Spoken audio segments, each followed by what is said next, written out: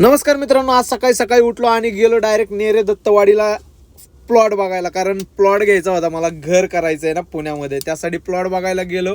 Plot काही विशेष वाटला नाही, रेट विशेष वाटला, 20 लाख रुपये.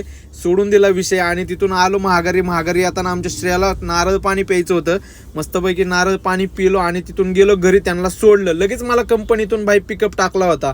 पिकअप आधी टाकला आणि परत फोन करून सांगितलं. मग नाईलाज होता, घेतला पिकअप आणि कंपनीमध्ये सोडलं. एकच मॅडम होत्या, लगेच सोडलं त्यांना, पण पटकन आणून, ट्रॅफिक नव्हतं. आणि तिथून गेलो आमच्या सुपरवायझरकडं, पाण्याची बॉटल भरून आलो आणि भाऊला ओढत घेऊन आलो बाहेर. तिथून गेलो, चहा वगैरे प्यालो मस्तपैकी आणि भाऊने दिली कल्टी. पुन्हा घरी डायरेक्ट जायचंय म्हणलं, काम आहे. मग तिथून मला लागला 8चा ड्रॉप.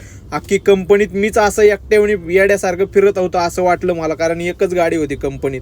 तिथून एकच एम्प्लॉई पण होते, त्यांना घेतलं मस्तपैकी, दन सोडलं आणि तिथून लगेच रिटर्न भाई घराकडं गेलो. मस्तपैकी जेवलो आणि टुन्न.